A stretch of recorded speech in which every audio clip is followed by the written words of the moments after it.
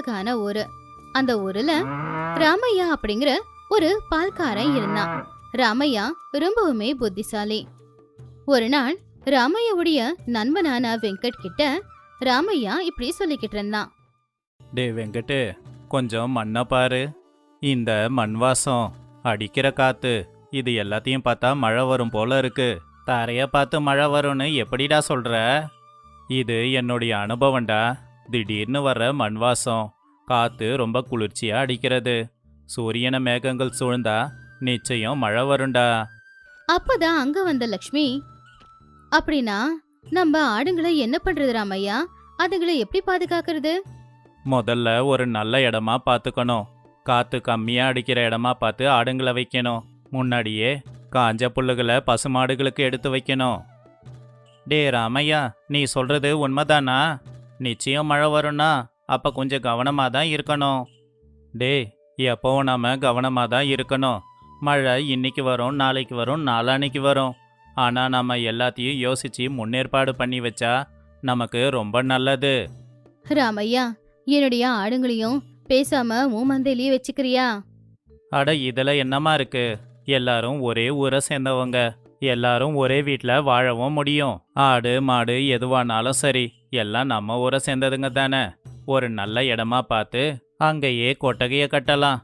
அப்புறமா மழை வரும்போது எல்லாத்தையும் அங்க கொண்டு போய் விடலாம். அன்னைக்கு நடுராத்திரியில திடீர்னு மழை பெய்ய ஆரம்பிச்சது. அப்போ வெங்கட் ராமையா கிட்ட இப்படி சொன்னான். ராமையா, மழை இப்படி பெஞ்சிக்கிட்டு இருக்கே, என்ன பண்றது? கவலைப்படாத, ஆடு மாடு எல்லாத்தையும் நாம பாதுகாத்துட்டோம்ல, அதனால எந்த பிரச்சனையும் இல்லை.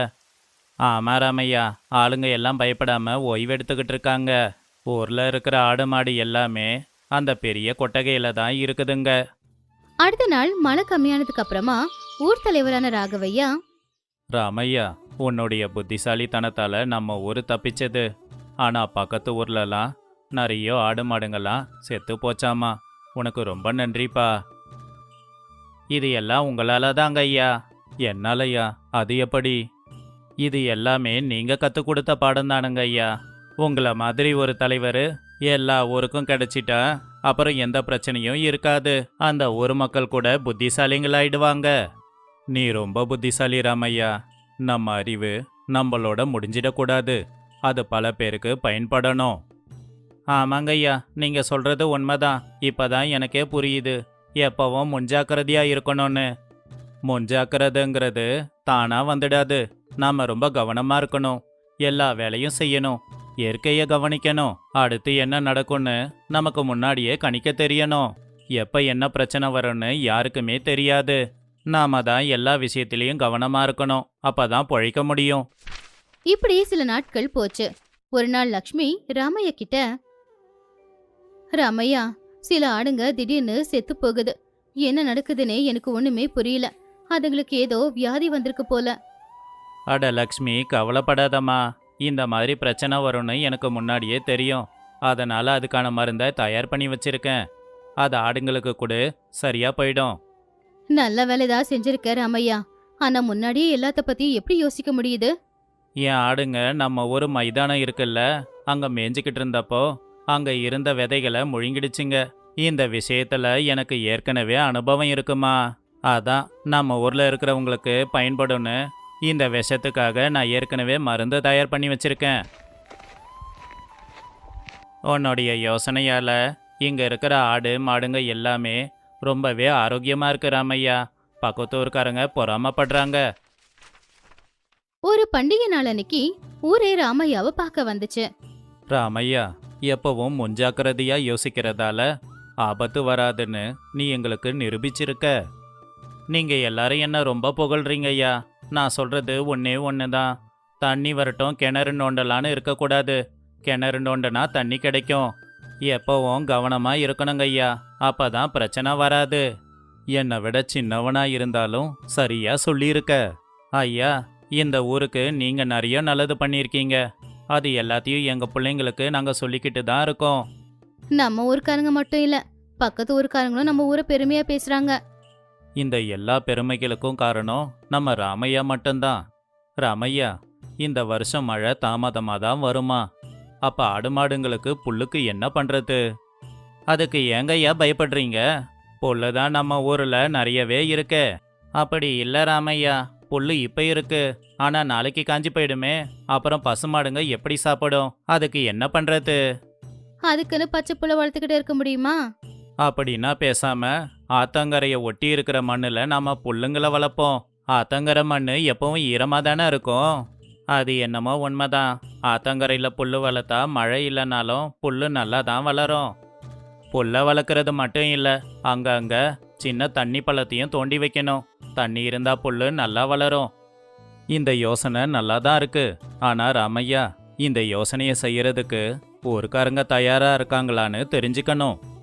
நம்ம ஊர்க்காரங்க எல்லாரும் நல்லவங்க ஐயா. நம்ம ஊருக்கு ஒரு வேலை ஆகணும்னா நிச்சயம் எல்லாரும் கை கோத்து நல்லபடியா செய்வாங்க. ஆமா ராமையா, நம்ம ஊருக்கு ஒரு நல்லதுன்னா நாங்க எல்லாரும் கை கோத்து உன் பின்னாடி நிப்போம். ராமையா சொன்ன மாதிரி செஞ்சா பசுமாடுங்களுக்கு எந்த பிரச்சனையும் இருக்காது. ஆடு மாடு எல்லாம் நம்ம குடும்பத்துல ஒருத்தர் மாதிரிங்க ஐயா. அதுங்க பசியோட இருந்தா நம்மளால பார்க்க முடியுமா? அதுக்கு தேவையானதை செஞ்சிடணும். ராகவையா சொன்ன மாதிரியே அந்த வருஷம் மழை அதிகமா பெய்யல அப்படின்னாலும் கூட ராமையாவுடைய நல்ல யோசனையால மாடுங்களுக்கு புல்லு நிறைய இருந்துச்சு. ராமையா, உன்னால தான் பசுமாடுங்களுக்கு சாப்பிட புல்லு இருக்கு. ஊருக்காரங்க எல்லாரும் உன்னை பாராட்டிக்கிட்டு இருக்காங்கப்பா. ஒரு மரத்தை வளர்த்தாலே அது 10 பேருக்கு உதவியா இருக்குமாமா. அத இப்ப நீ நிரூபிச்சிருக்க ராமையா. இது என்னுடைய கஷ்டம் இல்ல, எல்லாருடைய உழைப்பும்தான். முன்னாடியே யோசிச்சதால பிரச்சனை எதுவும் இல்ல. ராமையா, ஆடு மாடுங்களுக்கு இப்ப புல்லு இருக்கு, ஆனா ஆத்து தண்ணி குறைஞ்சிக்கிட்டே போகுது. ஆத்து தண்ணி இல்லைன்னா நாம என்ன பண்றது சொல்லு? அதை பத்தி கவலைப்படாதீங்க ஐயா. நம்ம ஆத்து தண்ணி வத்தி போச்சுன்னா நாம ஆற தூர்வார முடியும். அப்புறம் ஆறு இன்னும் பள்ளமாகும். அப்புறம் மழை வந்துச்சுன்னா அந்த பள்ளத்துல தண்ணி நிறைய நிற்கும். அப்புறம் வர வெயில் காலத்துக்கு அது நமக்கு நல்லாவே பயன்படும். நல்ல யோசனை தான். நாம எல்லாம் ஒண்ணா சேர்ந்து இதை செஞ்சிடுவோம். இதை ஊர்க்காரங்க கிட்ட சொல்லணும். குடும்பத்தை சேர்ந்த எல்லாரும் வந்து வேலை செஞ்சாதான் இந்த வேலையை சீக்கிரமா முடிக்க முடியும். அது மட்டும் இல்ல, நம்ம ஆத்த சுத்தி இருக்கிற வயலுக்கு ஆத்து தண்ணி வந்துடும். ஆனா தூரத்துல இருக்கிற வயலுக்கு பேசாம ஒரு கால்வாயை தோண்டிட்டோம்னா மழை பெய்யும் போது நேரா அந்த தண்ணி வயலுக்கே போயிடும். வழியில கிணத்த தோண்டி வச்சோம்னா அந்த தண்ணி கிணத்துலயும் ரொம்ப இருக்கும். சொல்ற எல்லாத்தையும் நம்ம பிள்ளைங்களுக்கும் நாம கற்றுக் கொடுக்கணும். எதுக்கு கற்றுக் கொடுக்கணும்? அவங்களே நேர்ல பார்த்து தெரிஞ்சுக்கிட்டோம். கண்ணால பார்க்குற எதையும் பிள்ளைங்க மறக்க மாட்டாங்க. அவங்க அடுத்த தலைமுறைக்கும் தண்ணியை எப்படி பயன்படுத்தணும், எப்படி சிக்கனப்படுத்தணும்னு கற்றுப்பாங்க. ராமையா, உன் யோசனை ஒரு புது வழியை எங்களுக்கு காட்டுது. இனி நம்ம ஊருக்கு எந்த பிரச்சனையுமே வராது. அப்படி ஒரு நாள் ராமையா சின்ன பசங்க கிட்ட, பசங்களா, இதுதான் நம்ம ஊரோட ஆறு. நம்ம ஊருக்கு இது ரொம்ப முக்கியம். அப்பா, இந்த ஆத்துல எப்படி இவ்வளோ தண்ணி வந்துச்சு? நம்ம ஊர்ல வெயில் காலம் வந்தப்போ இந்த ஆத்துல தண்ணி குறைஞ்சப்போ நாங்க இதை தூர்வாரிட்டோம். அதனால இப்ப ஆத்துல நிறைய தண்ணி இருக்கு. சரி, இப்ப நாங்க இங்க என்ன பண்ணணும்? நீங்க ஆத்துல குப்பை போடக்கூடாது. யாராவது போட முயற்சி பண்ணா நீங்க அவங்கள போடாதீங்கன்னு தடுக்கணும். சரிங்கப்பா, இந்த ஆத்து தண்ணியை நாங்க பாதுகாத்து வைக்கிறோம். இன்னொரு விஷயம், மழை பெய்யும் போது மழை தண்ணி நேரா ஆத்துக்கு போகாம பக்கத்திலேயே ஒரு பள்ளம் தோண்டி வைக்கணும். அப்பதான் ஆத்துல அதிகமா தண்ணி வரும்போது பள்ளத்துக்கு போயிடும். அப்பதான் ஆத்து தண்ணி ஊருக்குள்ள வராம தடுக்க முடியும். அது மட்டும் இல்ல, தண்ணி நிலத்துக்குள்ள போச்சுன்னா நிலத்தடி நீர் மட்டும் உயரம் இல்லையா? அன்னைக்கு சாயந்தரம் ஊரெல்லாம் சுத்தி சின்ன பசங்க பெரியவங்கள பார்த்துட்டு வந்தாங்க. பாட்டி, நம்ம வயலுக்கிட்ட சின்னதா பள்ளம் தோண்டலாமா? ஓஹோ, ராமையா உங்ககிட்ட எல்லாம் சொல்லி எங்களுக்கு ஞாபகப்படுத்த சொல்லி சொன்னானா? அப்பதான் அங்க வந்த ராமையா, சின்ன பசங்களுக்கு இப்பவே எல்லாத்தையும் கத்துக் கொடுக்கணுமா? அப்பதான் அவங்க தலைமுறையில விவசாயத்தை காப்பாத்துவாங்க. இந்த கதையில இருக்கிற நீதி என்னன்னா, அறிவுங்கிறது பிரச்சனை வந்ததுக்கு அப்புறம் அதை சரிப்படுத்த பயன்படுத்துறத விட பிரச்சனையே வராம தடுக்கிறதுக்கு முன்ஜாகிரதை யோசிக்கணும். நீர், மண், இயற்கையை காப்பாற்ற வேண்டியது நம்மளுடைய கடமை. இதை இப்ப நாம காப்பாத்தனோம்னா அது அடுத்த தலைமுறைக்கு பயன்படும். அதே மாதிரி பசங்களுக்கு சின்ன வயசுல இருந்தே இந்த விவசாயம், தண்ணிய பாதுகாக்கிறது எல்லாத்தையுமே கத்து கொடுத்துடணும்.